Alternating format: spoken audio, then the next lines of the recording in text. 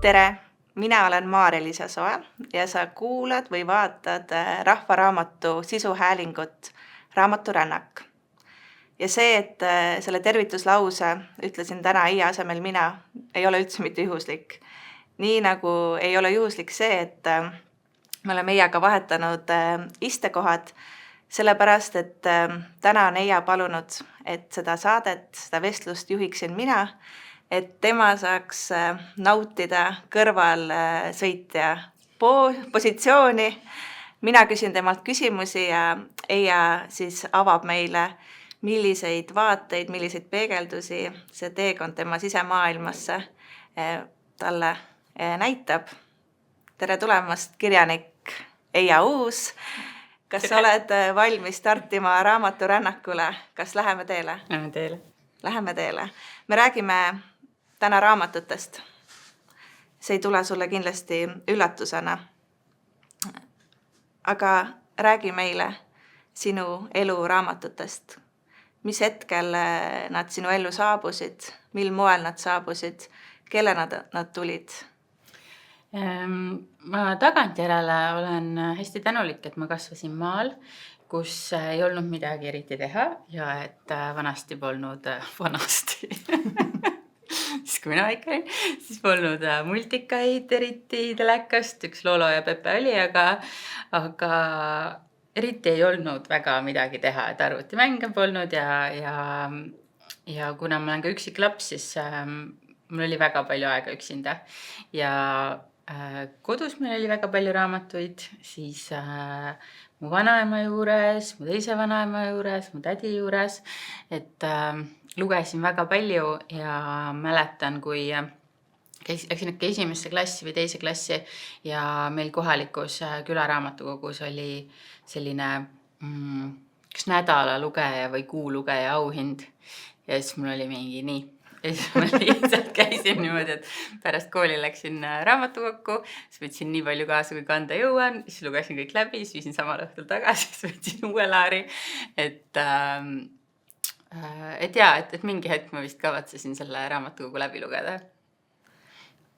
Aga kui sa mõtled tagasi, siis millised sellised esmased lapsepõlve mälestused raamatutega on, et kas on kottide kaupa neid tarbides, kas jäi mõni selliselt meelde ka, mille juurde oled kas hiljem või juba siis tagasi naasnud? Kuidagi ma nagu märkan, et nüüd, kui mul on endal laps 5-aastane ja samuti tütar ja samuti lugemishull, siis vahepeal jälle mul tulevad meelde need raamatud, mis mind väga vaimustasid ja siis nüüd ma olen hakanud neid tema raamatukokku uuesti nullist ostma, et üks on Juhan Kunderi Vaeslaps ja talutütar ja ma arvan, et see on mu üks lemmikum muinasjutt ja viimasel ajal ma mõtlen, et selle muinasjutu ilmselt kirjutas lapsevanem, kes proovib õhtul last voodisse saada. Ja siis laps on mingi, et ei, mul on veel vaja vitamiinid võtta, ei, mul on veel vaja natuke süüa, ei, mul on veel vaja see pilt lõpuni joonistada. Et siin, kus vanapagan tuleb vaeslast põrgusse kaasa kutsuma ja siis ütleb, et ma ei saa tulla, mul ei ole siidisärki selga panna, ma ei saa tulla, mul ei ole kirjut vöödvööle panna, ma ei saa tulla, mul ei ole seda ja teist. Et tõesti üks niisugune mu elu lemmikraamatuid, mis kogu elu, nagu isegi kui ma olin 20-ndates, ma ei tea, elasin tavalist noorte elu, siis ka kogu aeg mul tuli see raamat meelde. Ja teine minu põhimuinasjutt lapsepõlvest on Printsess Herneteral.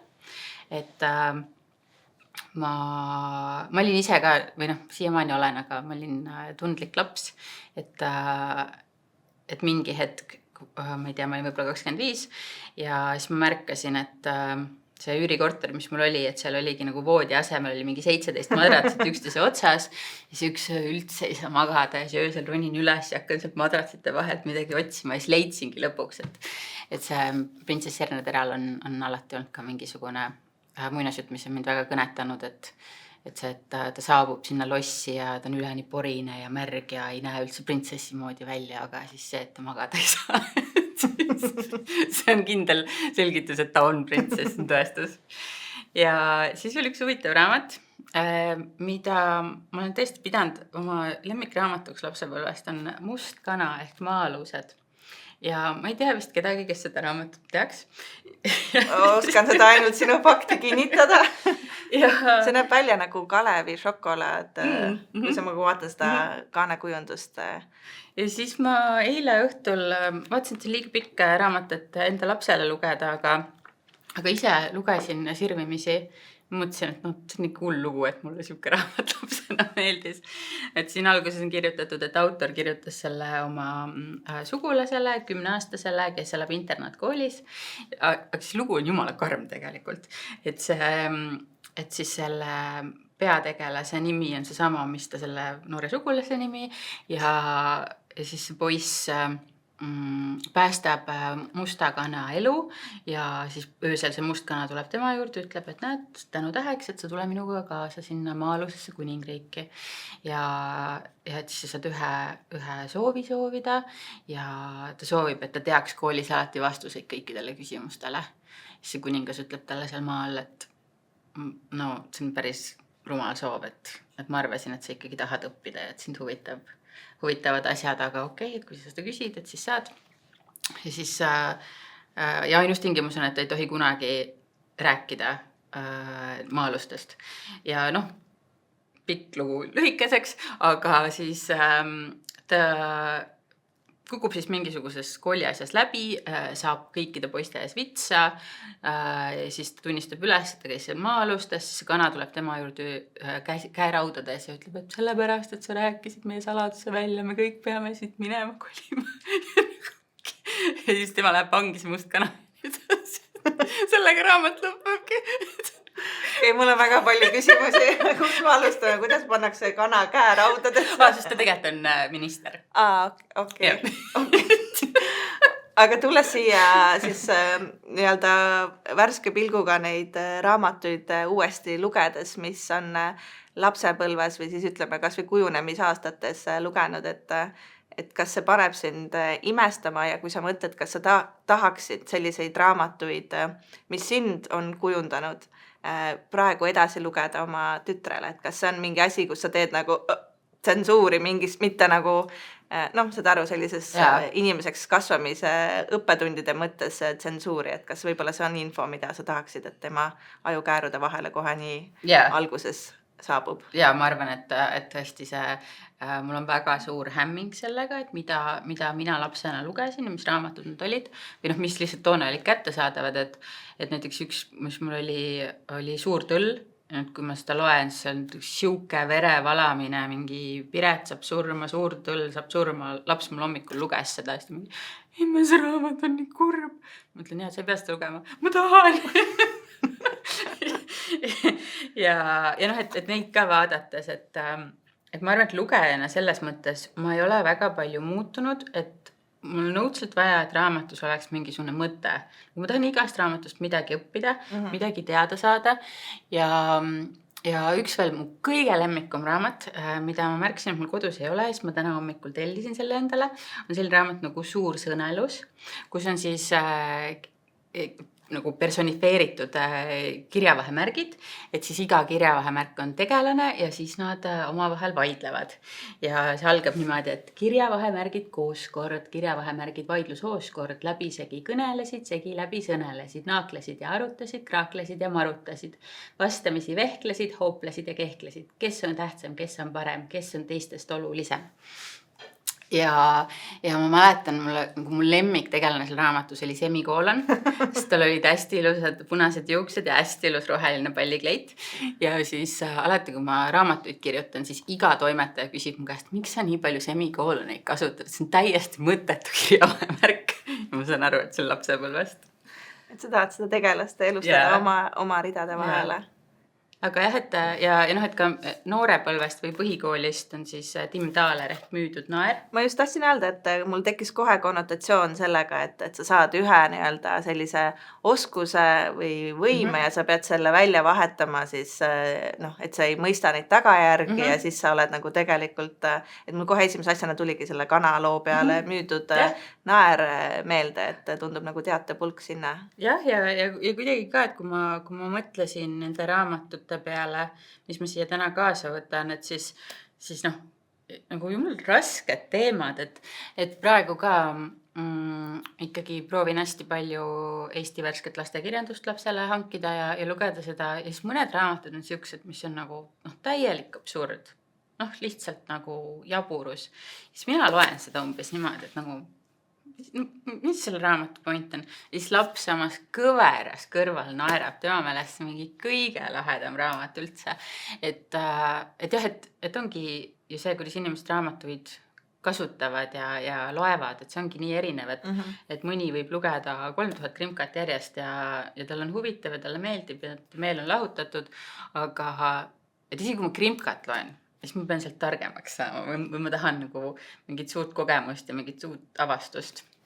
Aga milline lugeja sa oled, et kas sa loed ennast kellegi peategelase silmade läbi või sa oled selline vaatleja või kui kerge sul on nagu loosse sisse minna ja kas sa lähed selleks mõneks tegelaseks või sa oled pigem selline vaatleja või?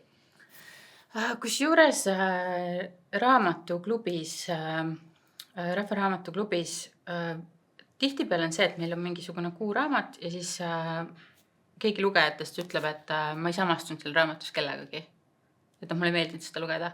Aga ma arvan, et mulle just meeldib see, et inimesed on nii erinevad. Ja see, kuidas nad toimetavad ja mõtlevad ja mis elust nad elavad, et kuidas nad suhtuvad asjadesse, miks nalja nad teevad, et mulle see hästi meeldib. Just see, et raamatud on nii erinevad ja ma ei peagi seal kellegagi suhestuma või nagu ennast samastuma, et ennast kellegina nägema. Et jaa, mul on nagu see huvi ka, et vaadata eemalt ja midagi uut kogeda.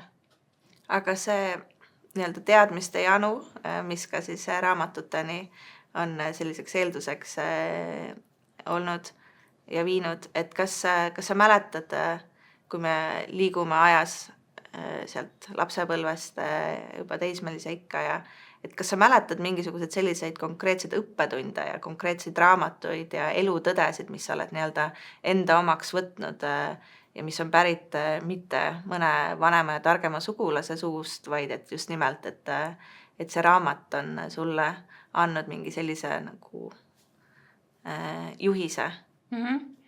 Ma arvan küll ja see on ka tegelikult nii imelik mõelda, et see, kui palju ma tänasel päeval veedan aega näiteks Instagrami riile vaadates ja sealt tuleb mul nii palju head infot, nii palju huvitavaid asju ja tänapäeva noored ka, et käivad küllalt palju TikTokis ja saavad sealt teada asju maailma kohta. Aga toona ei olnud seda, internet ei olnud olemas, mis mõni päev ei mahu mulle pähe. Aga jaa, kindlasti. Siis, kui mina olin teismeline, siis oli väga vähe raamatuid noortele. Ja siis kindlasti lugesin natukene suuremate inimeste raamatuid, kui oli vaja, aga jah, võib-olla minu jaoks raske oli see, et koolikirjandus oli toona selline, et ma ei tea, hästi palju mingid vanade eestlaste sõdasid ja vanade eestlaste koolis käimist ja vanade eestlaste põlluharimist ja et ma tingimata kooli ajal ei olnud lugemisfänn või lugemisfanaatik, ja pigem need asjad, mida ma nautisin, olid asjad, mida ma ei pidanud koolis lugema. Aga jah, et paljud on minu käest ka kuidagi küsinud, et sa kodus loed ainult Dostojevskit või et siuke, et kuidagi kõrglugeja, aga ma üldse ei ole. Ma loen absoluutselt kõike ja siis küsitakse ka, et kas on parem, et inimene üldse ei loe või see, et ta loeb saasta. Ja minu meelest lugemine igasugusel kujul on nii kasulik ja vajalik tegevus, et mina ka leidsin tee tagasi raamatute juurde hoopis, ma arvan, meil mingisugune 15, kui leidsin mingi ajaloolise naisteka kusagilt kasutatud raamatute riiulist ja nii huvitav oli. Ja siis ma mõnda aega lugesin neid ja noorema, nagu meil mingi 12, siis mulle hullult meeldis telekas seriaal Beverly Hills 90-2010 ja siis ja siis sellest eesti keeles anti ka raamatud välja ja noh, kuigi ma olin telekas seda osa juba näinud, see ei olnud nagu Netflixist seda uuesti vaadata. et siis neid raamatuid lugesin ka ja tagantjärele mõtlen, et nii tore, et midagi oli, mis toona mind kõnetas selles vanuses. Et... Kas sa loed kõva häälega mõttes? Või sa lased lihtsalt silmadel üle sõnade minna? See on ka küsimus. Ma arvan, et ma loen ikka häälega, nagu mõttes häälega. Aga kas sa mäletad esimest raamatut, mis ei olnud eesti keeles kirjutatud, mida sa lugesid? Ehk et mis hetkes sa hakkasid teistes keeltes raamatuid lugema ja kui palju sa seda teed ja kuidas sul, ma ei tea, kas need põhimõtted on need mingisugused otsused või kas on üldse asi, mille peale sa mõtled, et kas sa loed tõlgitud versiooni või originaalversiooni või kuidas see nii-öelda võõrkeelne kirjandus sinu maailmapilti paigutub? Kuna ma kolisin Eestist ära, kui ma olin 14 ja läksin ingliskeelsesse keskkonda, siis kus mul ei olnud ka ligipääsu eestikeelsetele raamatutele, et ma mäletan, mulle kodunt saadeti ka Urgenderit ja Hiramit ja kuidas elada on aga see oli ka kõik, et siis see ajalooline romantika oli esimene ingliskeelne raamat, mille ma ise nagu poest valisin ja läbi lugesin. Aga mul vist ei ole mingisugust vahet, kas mul on eesti keeles või inglise keeles. Ma näen seda, et on vaja lugeda eesti keeles, et hästi paljud inimesed ütlevad, et nad on peamiselt ingliskeelsel kirjandusel üle läinud ja et nad ei oska enam eesti keeles rääkida ja kirjutada, et see kahtlemata on nagu murekoht, kus ma soovitaksin tagasi minna eestikeelse kirjanduse juurde, et kõik see sõnade kasutus ja et see on nii rikkalik keel, et eesti keelega saab teha nii palju asju, mida teiste keeltega ei saa. Aga mul on võib-olla see, et ma olen lihtsalt nagu nii janunev lugeja ja kuna mul on kõike läbi segi, siis see ongi, et ma kuulen, et mingil kirjanikul ülehomme ilmub mingi raamat, siis ma kohe panen selle Amazonis selle eeltellimuse, et mul see kohe tuleb kindlisse, et kohe lugeda, kui see välja tuleb. Ja mingi hetk ma kuidagi märkasin ka, et tegelikult et olles erinevates keelekeskkondades viibinud ja õppinud erinevaid keeli, et siis kuidagi ma nagu alati ei märka, mis keeles ma loen.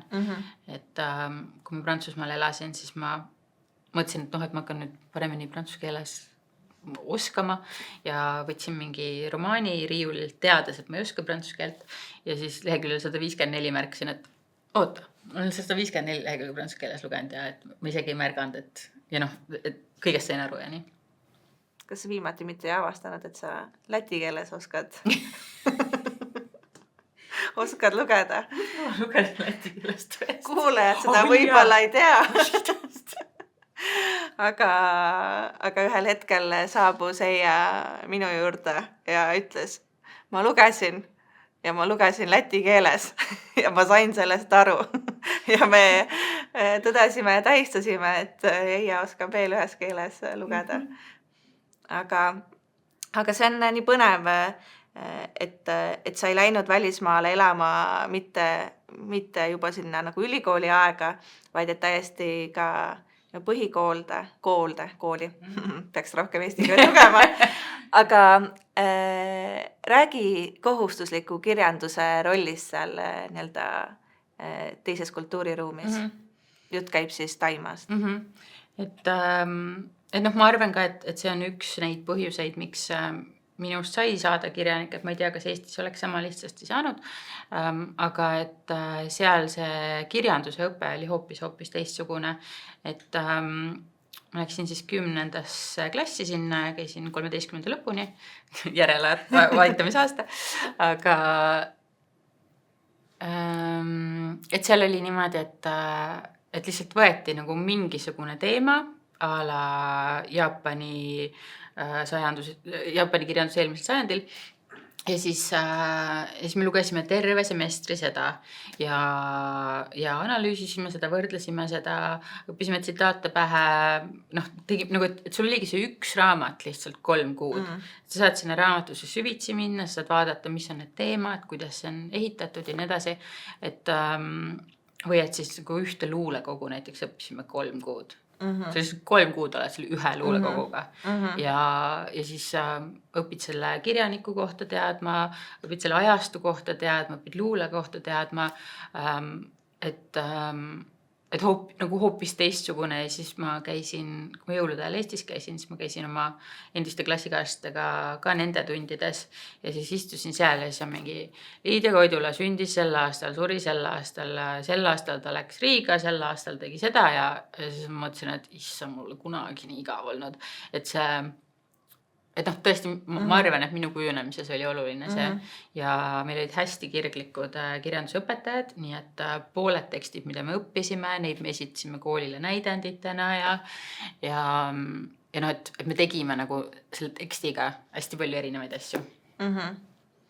Ja tõesti, et võib-olla meil on nagu see kohustuslik kirjandus nii tugevalt seotud sellise rahvusliku ja kultuurilooga, et läbi selle on nagu see missioon on veel lisaks nagu anda edasi see essents on ja kuidagi nagu istutada arusaamist ja mõistmist ja läbi selle on armastus selle sama meie enda riigi ja selle loo vastu, et võib-olla kui seda nii-öelda pinget peal ei ole, et saab minna rohkem loomingu sisse, et kahtlemata huvitav lähenemine.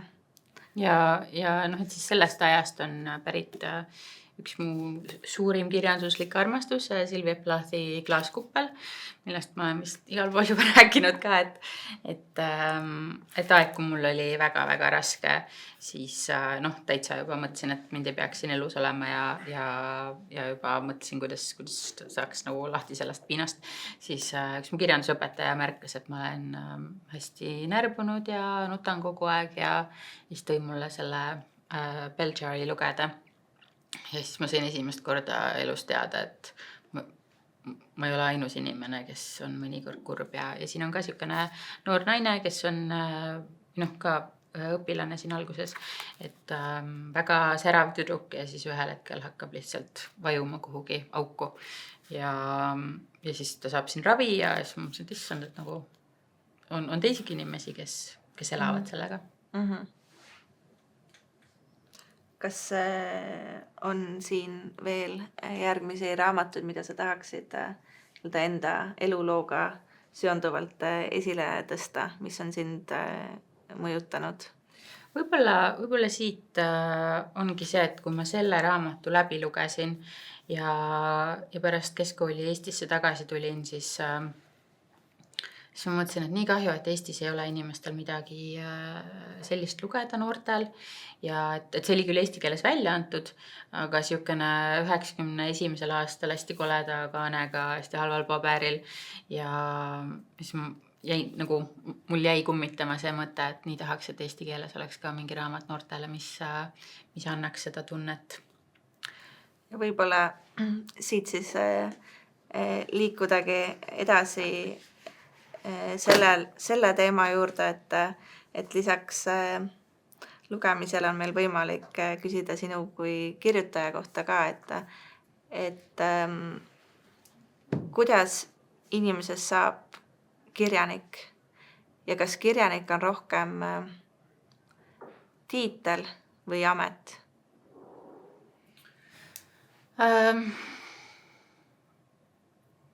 Eks neid teid on väga erinevaid, aga ja noh, ma olen ka alati selle vastu öelnud, et tagantjärele vaadates on nii lihtne öelda, et mingi lapsena hullult meeldis lugeda ja lapsena mängisin kooli ja kirjutasin luuletusi juba 6-aastasena, aga et enamik meist teeb neid asju lapsena ja siis emakeele olümpiaadidel käisin ja siis osalesin mingitel üle-eestilistel raamatuvõistlustel ja võitsin esimese konkursi. 10-aastasena kirjutasin raamatu Päkapikust. Ja pole aimuga, mis see oli, aga ise illustreerisin ja ema aitas kokku köita. Ja et ma ei tea, kas need on kuidagi nagu seotud sellega, et see ei ole tingimata see eeldus. Aga siis nooremana tegin hästi palju asju trotsist, et kui öeldi, et nagu nii ei tohi teha, siis kuidagi mul oli mingi, et vaata mind. Ei või vä? Ja siis, kui ma ülikoolis olin, siis ma olin kuidagi meie õppejõule kirjanik Toomas Liivile andnud mõista, et ma tahaksin kirjanikuks saada ja siis ta oli siukene hästi pahur ja küüniline härrasmees ja siis ükskord ta ütles klassi ees, et et kui keegi siin mõtleb, et tema võiks kirjaniku olla, et siis romaanivõistluse tähtaeg on 4 kuu pärast, et kirjutage romaan siis. Ja siis mul oli mingi, lähme. Ja siis ma kirjutasingi sellise võib-olla natukene Eesti mõttes klaaskupli, et Kuu külm kumaan on siis selline noore inimese depressioonilugu.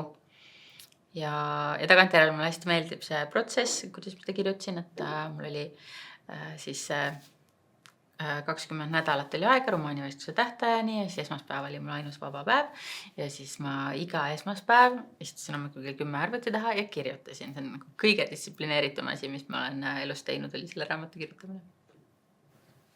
Ja kuidas sellel raamatul läks? No mina olin ette valmistunud selleks, mis ma olen filmidest näinud, et alles siis, kui surnud oled, siis keegi hakkab su raamatut lugema või keegi hakkab hindama või et siis mul oligi nii suur šokk sellest, et ma ise mõtlesin, et 19-aastane ei tohiks võib-olla romaani kirjutada, et kelleks ta ennast peab. Ja siis sai romaanivõistlusel preemia, siis ta võitis Eduard Vilde nimelise kirjanduspreemia, siis ta läks igale poole õpikutesse, nii emakeele kui kohustuslikku kirjandusse ja no ma olin šokis, mul oli nagu mingi, et oodake, et ma sain aru, et see peab mingi keeruline teekond olema, et sa saadad oma käsikirja laiali ja siis sul tulevad need eid ja siis sa saadad veel ja siis sa nälgid ja et siis ma olin nagu, et mingi see ei olnud mu plaanis, et see kohe välja müüakse ja nii hästi läheb. Aga võttes kinni siis sellest fraasist, et kelleks ta ennast peab, kelleks sa ennast siis pidasid, et kas sa siis hakkasid ennast pidama kirjanikuks? Ma arvan, et mitte. Ma pigem ikkagi, et sa küsisid, et kas kirjanik on tiitel või amet, et mulle tundub, et eesti keeles sellel on natukene siukene tiitlimaik, et keegi peab sulle ütlema, et jah, sa tohid ennast kirjanikuks nimetada või nii. Et toona ikkagi ma identifitseerisin tudengina ja käisin reklaamiagentuuris tööl ja ei tundnud, et ma võin ennast kirjanikuks nimetada, kuigi teised seda tegid.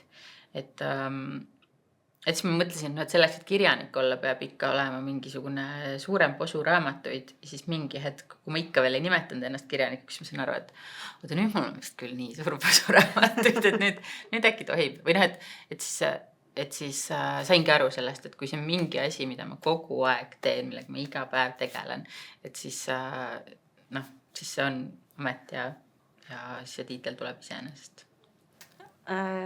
Kui see on miski, mida sa kogu aeg teed, iga päev teed, siis kas sa avaksid natukene meile oma köögi poolt sellest kirjaniku siis ameti valguses, et kuidas sa kirjutad ja millest sa inspiratsiooni ammutad ja milline on see nagu igapäevane reaalsus, see nii-öelda praktika kirjanikuks olemisel sinu jaoks? Kui ma noorem olin, siis ma olin enda peas hästi rigiidne, et kuna see esimene raamat sai kirjutatud nii süstemaatiliselt ja siis ma mõtlesin, et alati peabki niimoodi olema ja siis oli ka mingisugused, ma ei tea, 20. alguses, kui ma hommikuti ärkasin kell 5 üles, hakkasin kohe kirjutama ja mõtlesin, et ainult see ongi ja siis alles, ma ei tea, võib-olla 7 või 10 aastat tagasi sain aru, et kirjutamine on elamine, inimestega tutvumine, inimeste lugude kuulamine, lugemine mõtlemine, jalutamine, et varem ma arvasin, et nagu ma saan kirjanik olla ja kirjutada ainult siis, kui ma füüsiliselt, samal ajal kui ma trükin, siis ma olen kirjanik. Aga praegu ma näen jah, et kui ma lihtsalt istuksin kogu aeg arvuti taga, siis võib-olla nagu see ei ole ka nii kvaliteetne, mis sealt tuleb või nii sügav või oluline või et kõike seda muud on ka sinna juurde vaja, et on vaja elada ja on vaja erinevaid inimtüüpe õppida tundma ja on vaja vahepeal mingite hoopis muude teemadega tegeleda selleks, et jälle tuleks seda inspiratsiooni. Et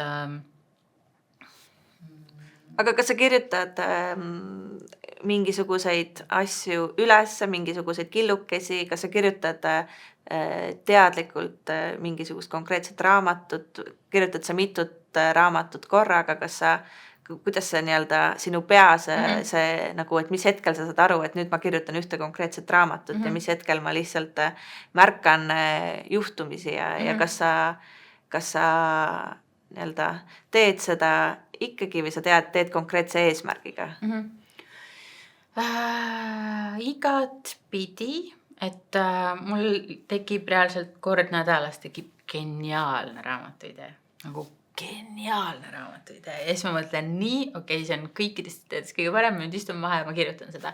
Ja siis tavaliselt, kui mul mingi idee tekib, siis kohe nagu tekivad konstellatsioonid kosmoses, et iga asi läheb õigesse kohta ja mul hakkab selle raamatu jaoks tulema igast suunast tükikesi, kus üldse ei ootaks ka. Aga siis mingi hetk mul hakkab nagu natukene igav ja sest siis peab tööd tegema. Ja võib-olla sellisest nagu töö tegemises ma ei ole nii tugev. Ja siis ma mõtlen, aga kui ma olen see teine raamat pooleli, siis ma ideetan võib-olla natuke seda, kirjutan kas telefonimärkmeid või märkmikusse. Ja märkmikiga ka, et mul on ilmselt mingi 300 märkmikku, kus mul on romaani ideed ja karakterite kirjeldused ja ma ei tea, kus need on. Ma nagu tean, kus need märkmikud on, aga et kui mul on mingid konkreetset ideed vaja, et siis nüüd raske südamega ma olen läinud rohkem telefoni peale üle, et kui ma panen telefoni otsingusse mingi asja ja siis ma olen ka nii süsteemne, et ma alati, kui ma kirjutan mingi mõtte üles, ma kirjutan, mis raamatusse see mõte läheb, et siis kui ma istun maha, et mingit raamatut kirjutada, siis ma panen selle otsingu sõna ja siis mul tuleb hästi palju vasteid telefonist. Ja vahel ka jätan endale helisõnumeid ja tegelikult üks asi, mida ma väga palju teen, on, et üks pilt räägib 1000 sõna, et ma lihtsalt teen nagu hästi suvalisi pilte asjadest, et kui see lamp paneb mind mingist asjast mõtlema, siis ma teen sellest lampist pildi ja pärast kodus, kui ma vaatan seda pilti, siis alguses mul on miks mul on pilt mingist jumala suvalisest lambist, siis tuleb meelde, et mul oli ju selle tegelase see asi ja siis ta läheb sinna ja siis ta ostab selle lambi ja et ma jätan nagu endale siukseid saiapudemeid tee peale. Aga kas sa kirjutad kellelegi konkreetsele või kas sul on ka nii-öelda auditoorium sellele raamatule, et minu selle Kuu külma kuma puhul sa nii ilusasti ütlesid, et tegelikult selline jällegi nagu missioon, võib-olla mitte nii nagu mustvalge sellel hetkel, kui sa asusid seda kirjutama, aga tegelikult see eesmärk pakkuda sellist moraalset tuge sellele samale generatsioonile, kes seda sükest nagu habrast aegu oma elus läbib. Aga kas sul on muidu tekib nii-öelda selline nägemus lugejast ka? Näiteks kui ma hakkasin kirjutama romaani tüdrukuna, siis ma alguses vist ka mõtlesin, et noortele naistele.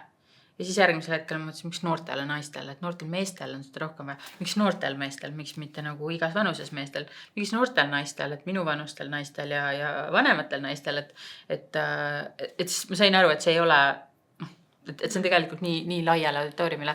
Ja siis pärast, kui see raamat oli ilmunud, siis ongi, ma olen igas vanuses inimestelt saanud tagasisidet sellele ja et mingid tõesti vanaprouad on öelnud, et aitäh, pisar silmil, et aitäh, et sa kirjutasid selle raamatu, see on meie kõigi lugu ja minust vanemad mehed on öelnud, et ma saan lõpuks aru asjadest, millest ma pole viimased 10 aastat aru saanud ja noored on ka öelnud, et mingi issand jumal, siuke raamat on olemas, et noh, et siis võib-olla ongi see, et mida ma õppisin nende esimeste raamatutega, on see, et mina alguses võin enda peas kõik väga hästi läbi mõelda, kõik, ma tean kõigest kõike, aga siis lugeja loeb sealt hoopis midagi muud välja. Siis mõnikord, kui ma loen nende arvustusi ja keegi ütleb, et see raamat räägib sellest ja sellest, siis ma mingi, räägib. Aga see oli ka üks asi koolis käies, noh, just minu kogemuses just eriti Eestis, et kui me lugesime kirjanduses midagi, siis õpetaja küsib, millest see raamat räägib ja siis ütleb vale. Ja siis ma mingi, aga minu jaoks see räägib sõprusest, mingi ei, see ei räägi sõprusest, see räägib töö tegemisest. Okay. Et noh, et ka see mõte sellest nagu autori surmast, et siis kui raamat on valmis, siis autor astub sammu tagasi ja see ei puutu enam temasse, kuidas seda tõlgendatakse. Ja et võib-olla ajaga mul ongi tekkinud suurem ka usaldus selle vastu, et mina ei pea täpselt aru saama, mida ma just tegin, mis ma kirjutasin. Ja usaldama seda, et õige lugeja leiab selle üles ja ta enda elukogemuse ja enda isiksuse ja enda mõtete pealt, siis loeb seda nii nagu täpselt nagu tema tahab. Aga kui lihtne on sellises jällegi väikeses ühiskonnas nagu Eesti autoril surra, et kui lihtne on ennast tegelikult distantseerida raamatutest sellest, et kui seotud see on sinu igapäevaeluga ja inimeste nagu nägemus, et kas sa võrdud mingi konkreetne raamat või kuidas sa seda, kuidas sul see nii-öelda tunne on, et kui sa midagi paned sellist, öelda see enesetsensuur, et sa paned midagi kirja, räägid inimestest, kes võib-olla on kergesti äratuntavad ka päris elus, on ju, et kas sul on mõnikord selline kohmetus või oled sa tagantjärgi mõelnud, et oota, et kas nüüd kuidagi pean teisiti siin seltskonnas olema või et Võib-olla nagu üks asi, mis minu jaoks on väga üllatav, aga jaa, et see on seotud sellega, mis sa ütlesid, et nii väike ühiskond ja kõik teavad kõiki ja et tihtipeale, kui ma võtan mingi ingliskeelse raamatu, siis ma ei saa isegi aru, kas see autor on mees või naine. Ma ei tea, kust maailma otsast ta pärit on, kas ta on Indiast või kust iganes ja ma lihtsalt loengi seda täiesti puhta lehena. Aga et minu raamatutega ma nii palju kuulen seda, et inimesed 100% eeldavad, et mina olen see peategelane ja näiteks tüdrukuses ka ma kirjutasin endast nii erineva peategelase, kes et mulle meeldib kirjutada inimesi, kes on minust palju erinevamad, et ma saan nagu uurida seda, sest nagu, mis ma ikka, ma veedan kogu oma elu iseendaga koos, et ma tahan vahepeal minna ja olla keegi teine. Aga et siis paljud inimesed on nii veendunud, et see on nagu mina siin ja toona ma ise olin nagu enda meelest ka nii palju noorem ja elasin nii palju teistsugusemat elu, et mis asja, et kuidas te üldse mõtlete seda. Ja siin siis see peategelane on peaministri valimiskampaania juht ja kui selle raamatu ilmumist oli paar aastat möödas, siis hästi mitu inimest küsis mu käest, et kas sa teed sel aastal ka Kaja Kallase kampaaniat. Mul oli mingi, et elu sees pole teinud see Kaja Kallase kampaania, mitte midagi ei tea sellest. Et tõesti, ja siis samal ajal see on ka kompliment mulle kui autorile, et ma suutsin enda jaoks nii võõrast teemast kirjutada, nii et see inimesed ära veenis, arvasid, et see ongi mu töö või et ma teen seda, et see on raske ja kusjuures seal esimeses romaanis oli siis sellel peategelasel oli armusuhe ühe õpetajaga ja issand, kuidas ma sain ka mingites ajalehtedes kirjutati umbes, et ei aus siin, ma ei tea, et teeb pattu ja nii edasi, et see on raamat, see on romaan. Ja kuigi seal oli veel ka, ma ette panin selle klausli, mis välismaa raamatutel on, tegemist on väljamõeldisega, kõik tegelased, blablabla. Ja vist teisel raamatul panin ka ja siis sama reaktsioon. Ja siis ma lõpuks loobusin selle lause panemisest, et vahet ei ole, kas see seal on või ei ole, et käesolev raamat on väljamõeldis. Tegelaste sarnanemine reaalsete inimestega on juhuslik. Avaldatud arvamused kuuluvad tegelastele ja neid ei tohiks segi ajada autori omadega. Aga aetakse ikka. Aga kui me räägime sellest samast autori tundmisest, siis minu jaoks oli väga suur üllatus, kui ma pöörasin selle raamatukaane ümber ja siis vaatasin, et kes see naisterahvas siin on, selline tumedate juustega ja kuidagi ei tundnud seda naisterahvast ära, kuniks ma läksin kohe Eija juurde küsima, et kes siin kaane peal on. Ja ta ütles, et see on tema ise. Ja siis ma küsisin, et miks sa selline välja näed. See ei ole see autor, keda mina tunnen. Et kes see noor naine on, kes on kirjutanud raamatu Kahe näoga jumal ja miks tal tumedad juuksed on? Ja võib-olla see soov eladagi hästi palju erinevaid elusid ja olla hästi palju erinevaid inimesi ja proovida selga elamist Prantsusmaal ja elamist Kanadas ja nii edasi. Et jaa, ma arvan, et niisugune eneseotsingu aeg ja ka tundsin natukene, et noor blond tüdruk eesti kirjanduses, et äkki kui ma lõikan juuksed lühikeseks ja värvin tumedaks, et äkki siis on rohkem kirjaniku moodi. Sa õpetad inimestele loovust ja kirjutamist ja mina arvan küll, et see on hästi tänuväärne, see sinu missionitöö sellel teemal, et igaüks võib kirjutada ja see kirjanikuks olemine ei ole selline privilegeeritud ja kättesaamatu, vaid et kirjutada sellepärast, et meil on võimalik kirjutada. Aga millised on sellised peamised nipid, et siit juba tuli kumas läbi see, et üks asi on tõesti nagu kõikide asjadega elus, et ideid võib palju olla, et lõppkokkuvõttes on ikkagi oluline ka see teostuse pool ja see töö tegemine, mis sellega kaasneb. Aga mis on veel sellised läbivad jooned, mida sa oled kohanud või siis, kui sa inimestele räägid loovusest ja kirjutamisest või siis mida sa ise ütled, et see on selline ABC, mis aitab inimesed kusagilt vaimsetest plokkidest liikuma just selleks, et hakata kirjutama? No ma olen nüüd vast mitut sadat inimest koolitanud loovkirjutamise teemal ja peaaegu kõigiga on see, et ei vaja tegelikult abi kirjutamisega. Et ei ole see, et ma kuidagi aitaks mingi ortograafiaga või semikooloniga. Ja või mingi, et kuidas kasutada metafoori, et see on mingi asi, millega ma praktiliselt kunagi pole tegelenud. Aga pigem enamik inimesi, kes tuleb koolitusele, tulevad luba saama. Et see alguses oli minu jaoks nii üllatav, et neil on vaja seda luba. Et enamikel oli koolis keegi öelnud, et sul ei tule kirjutamine väga hästi välja, et sa said raamatutes ka valesti aru. Ja sa teed elus ikkagi midagi muud. Ja või siis, et kes arvavad, et tõesti, et nendel oli eesti keele aine, oli nii raske, kirjand ei läinud kõige paremini, et ju ma siis pole loodud kirjanikuks. Aga et samas see kutsumus on või see soov ennast väljendada. Ja et alati ka küsitakse, et mis on su soovitus inimesele, kes tahab kirjutada, siis mingi kirjuta. See ongi soovitus, kirjuta. Et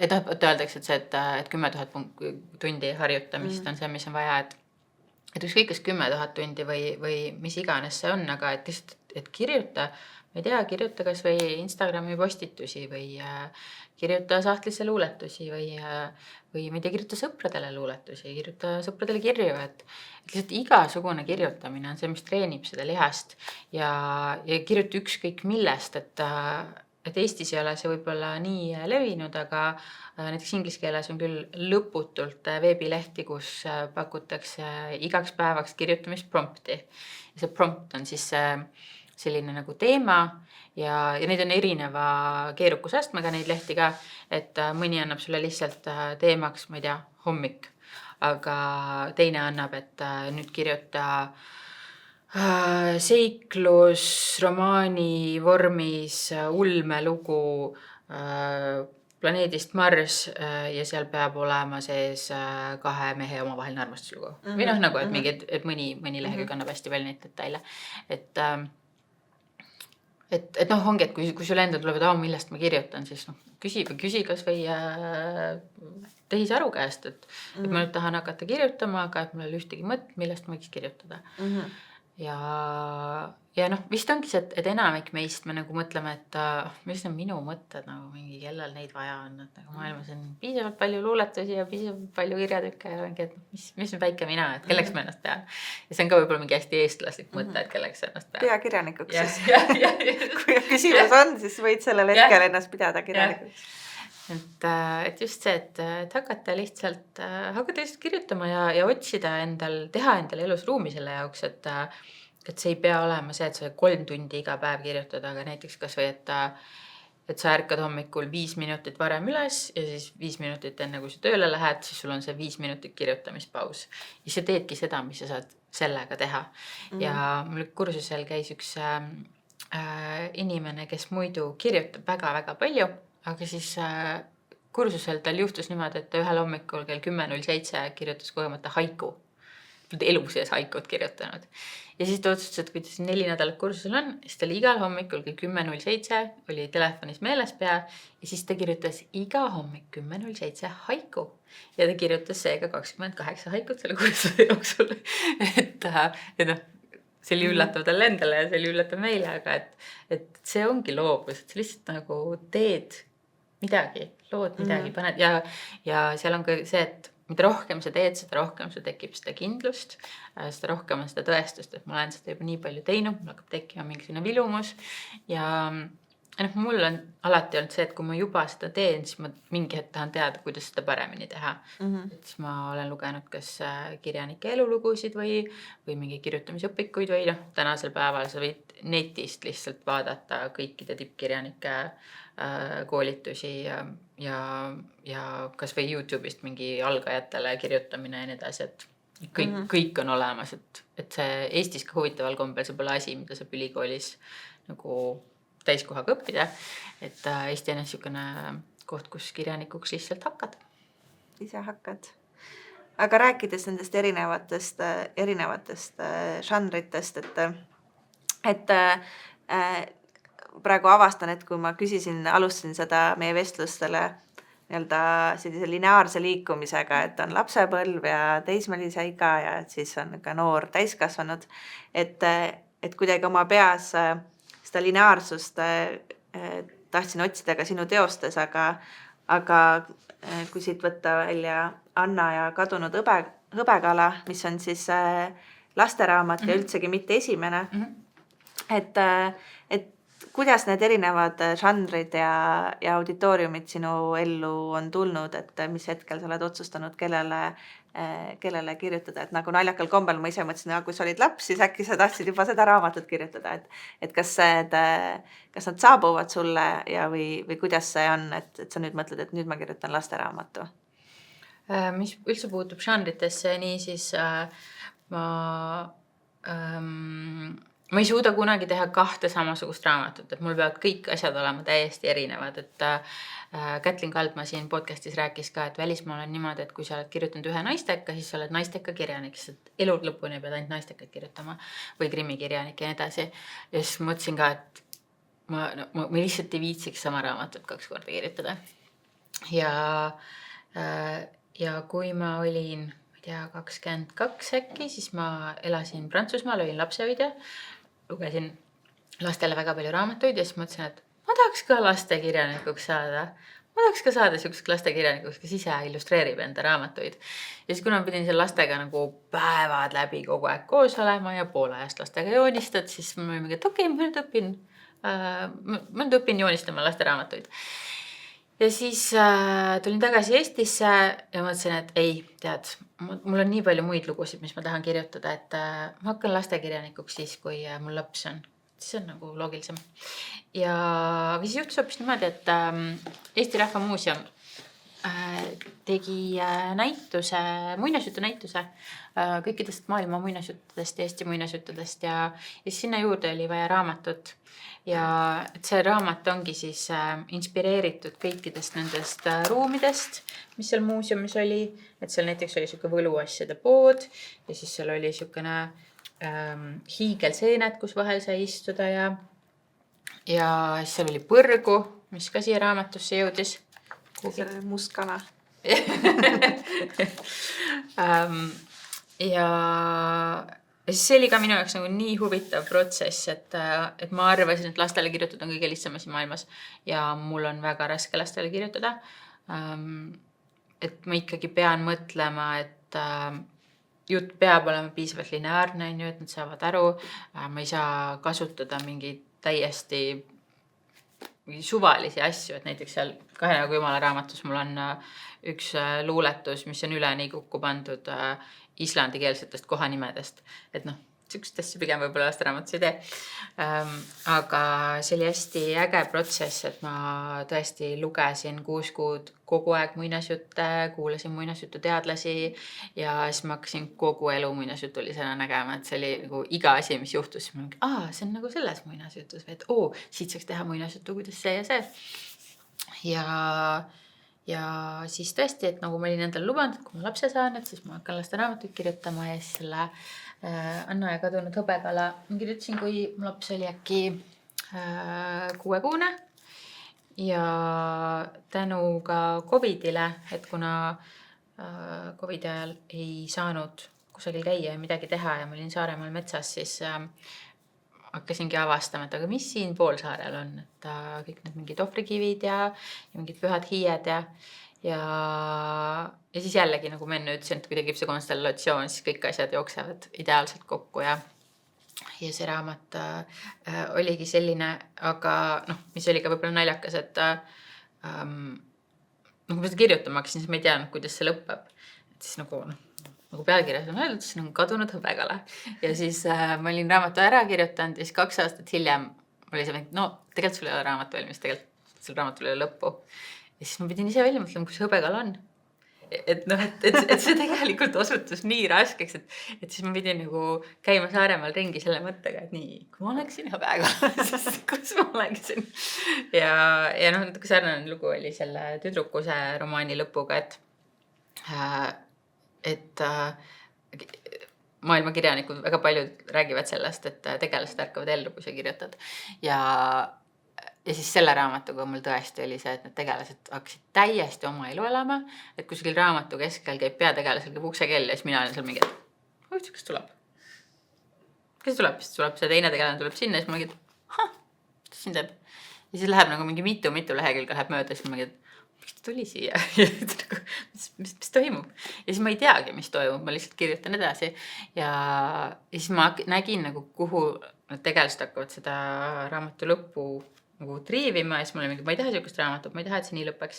Ja siis ma proovisin seda raamatut lõpetada igal muul viisil kui see, aga siis nad ise nagu tõmbasid selle sinna ja siis lõpuks ma olin mingi, et see pole minu lõpp, aga mingi fine.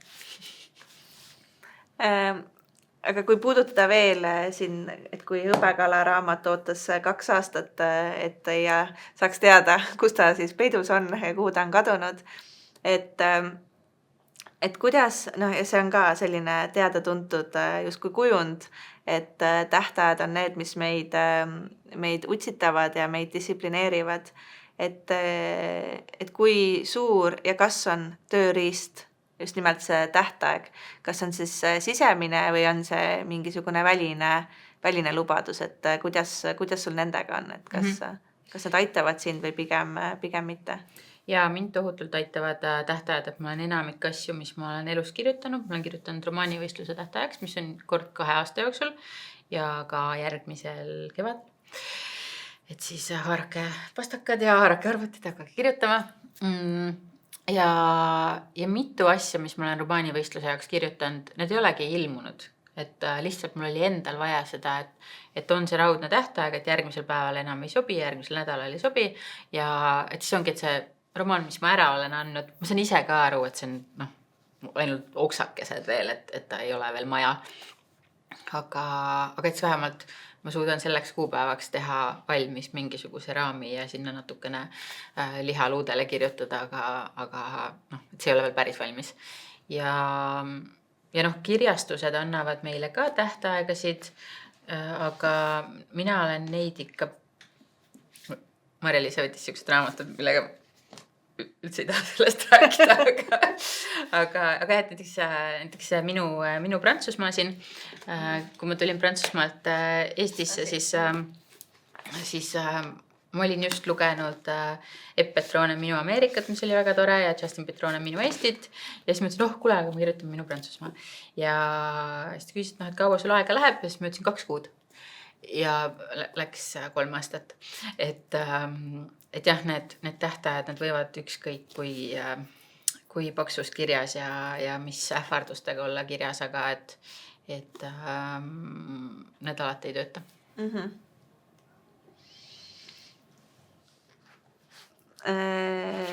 Aasta Pariisis ja Minu Prantsusmaa.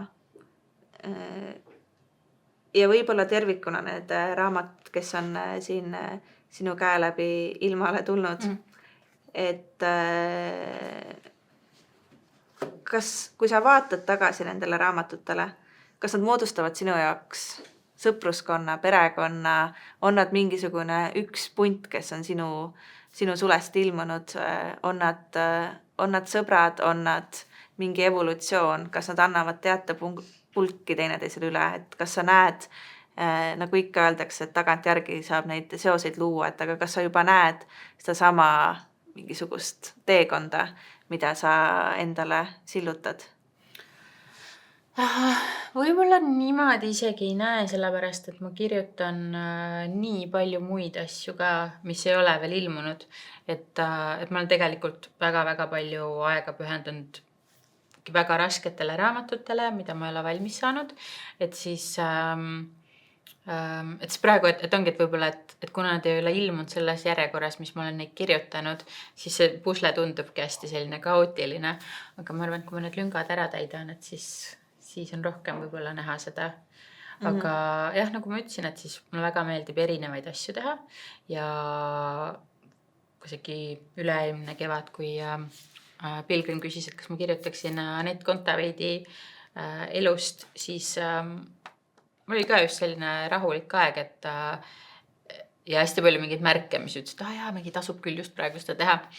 Ja see raamat on jällegi nagu hoopis teistsugune kui kõik mu teised raamatud ja sellega võib-olla oli siis ka endal nagu vähem seda tunnet, et ma kirjutasin raamatu ja enamik sõpru ei tulnud esitlusele, sest nad ka nagu ei võta seda kui minu kirjutatud raamatut, aga see töö, mis siia läks, oli mõnes mõttes palju suurem kui ühessegi sellisesse raamatusse, mida ma ise kirjutan enda mõtetest.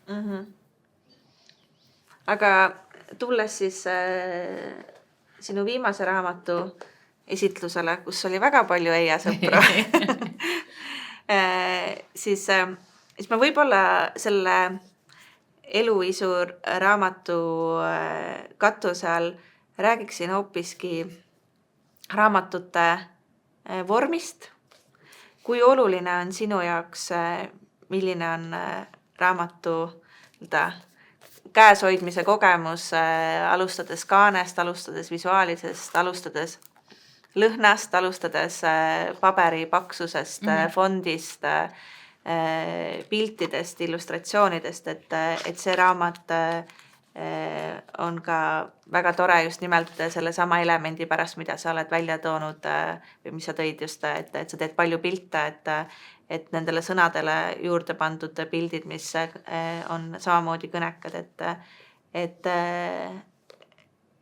et räägime raamatute vormist. Siis kui ilmus, või näiteks kas või see Anett Kontaveidi raamat, et minu töö ei olnud kuidagi seotud sellega, mis pildid siia sisse lähevad, aga kuna ma olin nii investeeritud sellesse, kui see lugu on, siis ma hullumiseni otsisin taga, kirjutasin mingitele välismaa fotograafidele. See ei olnud mu töö, aga ma teadsin täpselt, mis pilt seal juures peab olema. Ja palusin Anetilt ka, et saadaks mingeid isiklikke pilte, mis tal on, et polnud üldse minu vastutusele, mina pidin neid teksti kirjutama, aga mul on nagu nii selge nägemus sellest, milline see raamat välja näeb ja mis lugejale pakub. Ja kui ma kirjutasin esimesi raamatuid, siis ma tahtsin kohe panna pilte peatükkide vahele ja siis mul öeldi mingi, et hull oled, et romaani sees ei tohi pilte olla. Aga näiteks, või noh, kõikide raamatute kaantega ma ise olen teinud ära nagu väga suure töö ja mulle on kirjastused öelnud ka, et tavaliselt autoril on jumala suva, mis sa sinna kaanele paned. Ja see oli ka niimoodi, et ma lihtsalt otsisin tüdrukuna, et ma käisin nagu mingi vaevatud loom ringi 2 kuud ja lihtsalt olin ainult sellele keskendunud, et mis siia kaanele tuleb. Ja siis kuidagi mul lõpuks ma leidsin Saksamaal jalutades maast siukse nagu punase risti ja mul kohe tekkis see pilt. Ja siis mul tuli meelde, et ühel mu tuttaval fotograafil on mingi üks selline foto ja siis ma suutsin selle üles leida ja siis ma palusin, kas ma tohin seda kasutada ja siis ma palusin kunstnikku, et ta lihtsalt igatepidi tõmbaks seda nägu maha. Siis mul on nii tore pilt sellest ka, kuidas kunstnik oligi siis välja trükkinud endal nagu 30 tükki seda nägu ja siis neid roosa värviga plätserdanud, et kas nagu lihtsalt silmi või siis nagu siksakiga või igatepidi ja siis kõigist plätserdustest, see oli mu lemmik plätserdus. Ja siis mu toimetaja, kes on eluaegne kirjastuse töötaja, siis ta ütles, et miks sa ei pannud siia kirja, et kaanekujundus ei aus ja kunstnik. Et see on nagu minu välja mõeldud see idee, aga ma ei oska üldse niimoodi mõelda. Ja siis viimased aastad, et näiteks et ka töötades lastekirjanikuna, töötades illustreerijaga, et siis illustreerija ise ju loob selle ilu ja siis mina kujutasin, et see 7 maa ja mere taha on niisugune väike raamat, kus on pilt ja tekst, aga siis kujundaja Angelika Schneider tõmbas kõik pildid lahti tükkideks. Ta tegi igast üksikust pildist, tegi nagu mingi 6 lehekülje jagu pilte ja siis ta tõmbas selle teksti laiali ja et sellest lühikesest väiksest raamatust tuli pikk imeilus raamat. Ja siis ma tegin Angelikaga veel kirjad Buenos Airesest, kuhu ma siis sain panna nii palju pilte, kui ma üldse olen kunagi tahtnud panna. Seal oli vist, ma ei tea, kas 300 minu enda tehtud pilti või 150 või igal juhul väga palju. Ja siis see ka, kuidas Angelika mängis nende piltidega, et mõni on üle 2 lehe, mõni on tibadellukselt nurgas ja siis ta vahepeale pani kollaseid lehekülgi, vahepeale pani roosasid lehekülgi, siis tagakaane tegi kangast, selja jättis raamatul avatuks. Et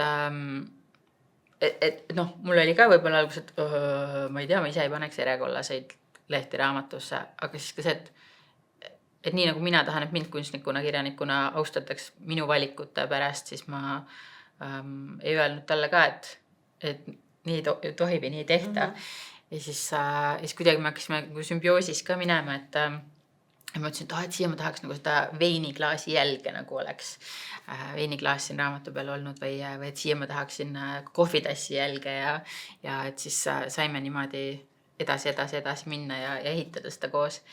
Ja siis nüüd, kui ma tegin Liis Karuga selle eluisu, siis saatsin talle hästi palju pilte, mingi nii, kaanele võiks minna see ja siis saatis mulle, minu meelest see võiks kaasa olla, siis mul oli ilmselgelt see on selle raamatu kaasa, selle raamatul ei saaks olla ühtegi teist kaant.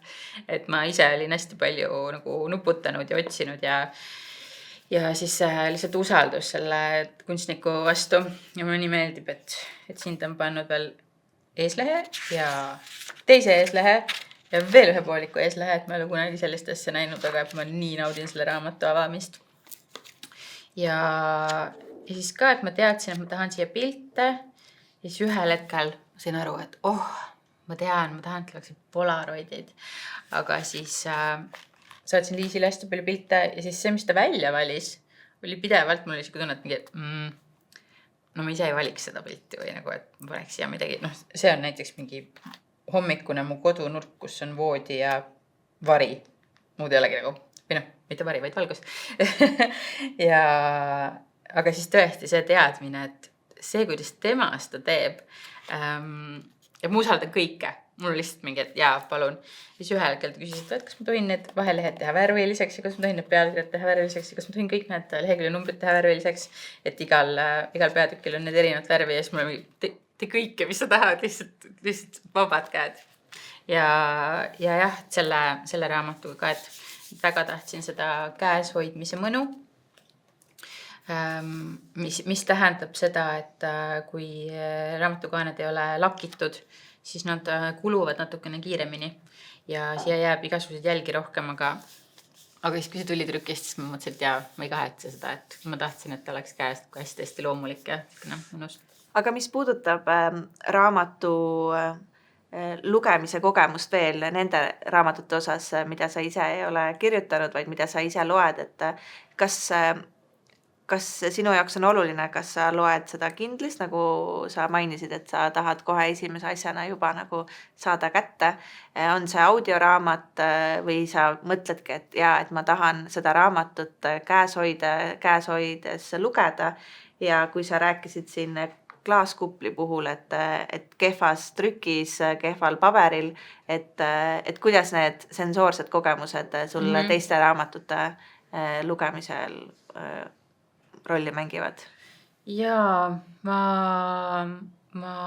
tõesti mingi 10 aastat tagasi lugesin väga palju e-lugerist, praegu ma ei suuda üldse enam e-lugerist lugeda, et tõesti, kui mul on väga vaja midagi lugeda mingil põhjusel, mida ei saa mujalt kätte, siis ma kannatan ära, aga et see tundub mulle, kui loeks mingit ülikooli konspekti või et sealt kohe kaob nüüd see raamatu tunne ära ja et ma tõesti eelistan paberraamatut ja siis mingi vahe ma tellisin internetist hästi palju raamatuid, nii et ma ei olnud neid käes hoidnud. Ja siis nad jõudsid tihtipeale kohale, nad olid mingis väikses formaadis, hästi väikse kirjaga, täiesti loetamatud. Ja pigem ongi see, et nüüd ma tahan ikkagi raamatupoes raamatut näha, käes hoida ja katsuda ja et mis puudu näiteks ingliskeelsetesse raamatutesse, siis neid antakse välja hästi mitmes eri, et nagu antakse välja Inglismaal ühesugune ja Ameerikas teistsugune ja nii edasi.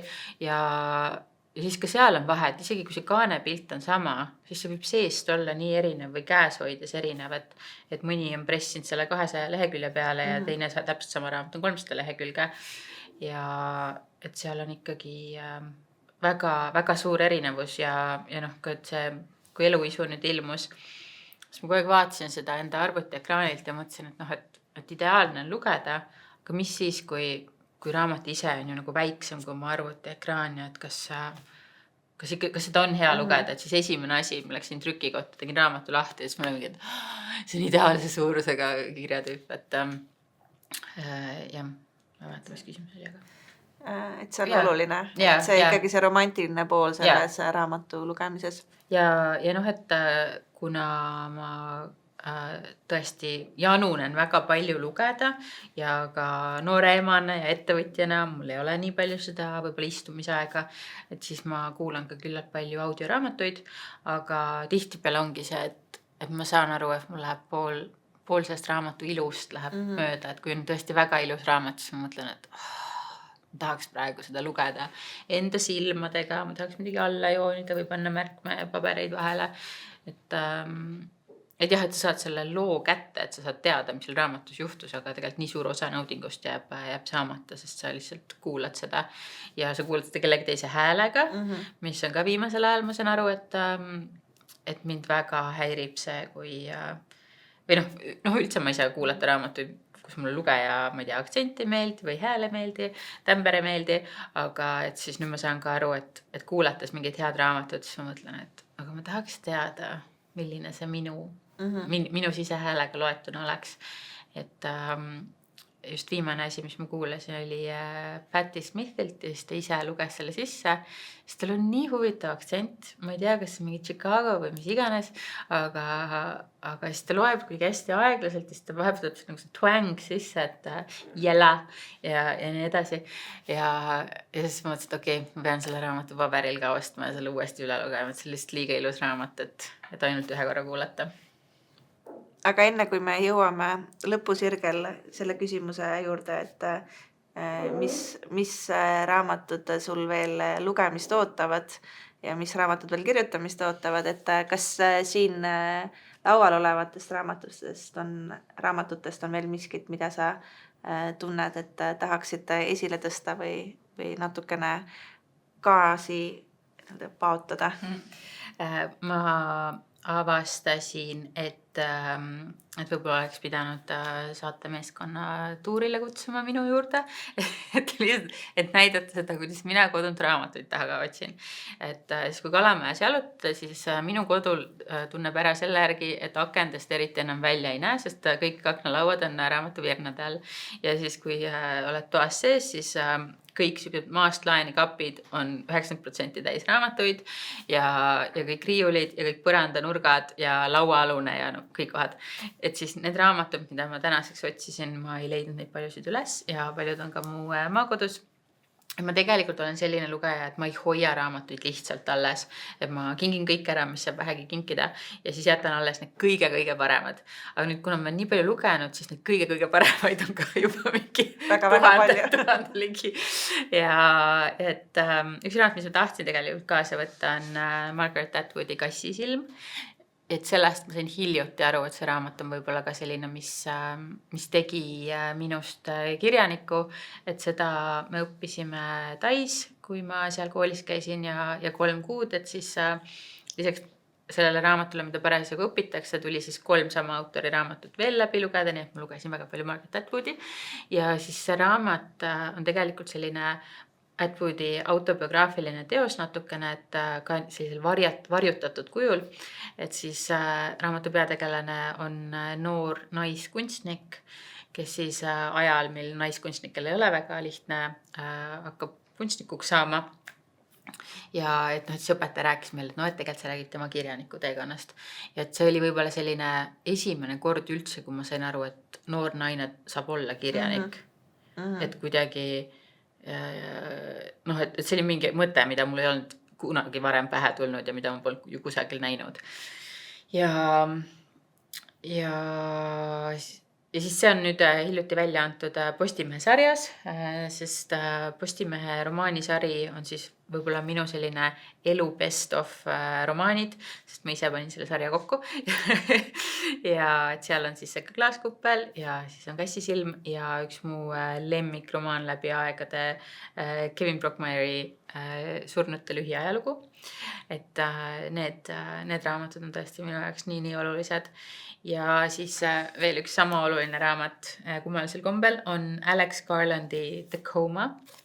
Et Alex Garland on kirjutanud raamatu Rand, millest on ka film. Ja The Coma, ehk siis Kooma, on lühiromaan ja siin vahel on ta isa tehtud linoollõiked. Ja minu jaoks need pildid annavad jälle nii palju juurde. Ja see on ainus raamat, mida ma olen lugenud, no ma ei tea, vähemalt 6 korda. Ja siis ma unustan ta ära kuhugi maani ja siis kui ma hakkan seda lugema, siis mul on selline tunne, et ja see on see raamat, et tegelikult hakkab väga raskelt, et mees sõidab metroos ja siis näeb, et kedagi ahistatakse ja siis ta läheb appi ja siis ta pekstakse läbi ja siis ta satub koomasse. Aga ma ei tea, selline segane unenäoline, siis lõpuks see mõte, mis sealt välja tuleb, see on lihtsalt siuke, et okei. Et see on üks raamat, mida ma väga armastan. Ja võtsin kaasa ka Marje Engeli Sulg, mis oli siis minu esimene kogemus kirjastajana, kui ma olin 20-aastane, et otsustasime sõbraga teha kirjastuse ja siis mõtlesime, et mis me siis kirjastame ja läksime luuleprõmmule ja seal luges raamatukoguhoidja Marje Engel luges enda luuletusi ja need on lihtsalt siiamaani 20 aastat hiljem ühed mu lemmikluuletused maailmast. Ma võin neid 1000 kordi üle lugeda. Seda raamatut ma olen tõesti lugenud palju rohkem kui Koomat. Et ükskõik kust lahti teed, siis ta kohe töötab ja siin ka selline esimene kogemus kirjastajana ja mulle lihtsalt väga meeldib see raamat, et minu meelest ta on üliilus ja hästi selline eriline ja teistmoodi ja silm täiega puhkab. Et selle raamatu üle ma olen väga uhke. Praegu kust lahti tegin. Käed puudutavad õlgu, huuled kukalt, sosinad juukseid ja ripsmeid, ihud avanevad nagu puhkevad pungad, tubades õitsevad inimesed üksteisele. Väga hästi sobib siia kevadesse. Ja siis võib-olla ma räägiksin veel ka David Levitani armastuse sõnaraamatust. Selle täiesti juhuslikult leidsin ingliskeelsena ja ta on romaan, aga ta on romaan, mis on kirjutatud sellistes justkui lihtsalt sõnaraamatust on võetud sõnad ja siis kirjutatud mingi stseen, mis siis nende raamatu tegelastel selle sõnaga seostub. Ja see tähendab, et see raamat ei ole kronoloogilises järjekorras, vaid ongi, et lihtsalt see sõna ja mis mingi hetk selle sõnaga meenub. Ja see oli võib-olla üks selline esimene kogemus minu jaoks, kus ma sain aru, et see võib ka romaan olla. Et varem tundus, et romaan on mingi asi, mis on 300 lehekülge tihedat teksti ja kus pead kõik asjad ära seletama. Ja siin näiteks on üks ainus lause on peatükk. Kui me ei eksi, olid sinu täpsed sõnad, sa muutud liiga emotsionaalseks. Ja see ei peagi rohkem kirjutamist, sa kujutad täpselt ette, mis olukorras üks partner ütleb teisele, et sa muutud liiga emotsionaalseks, mida teine tunneb ja nii edasi, et see nagu kirjutab su peas ennast ise. Et, ja siis, kuna see raamat avaldas mulle nii palju muljet, siis ma tõlkisin selle ära. See on mu esimene tõlge ja tagantjärele mõned asjad tõlgiks teistmoodi, aga väga hea meel selle raamatu pärast.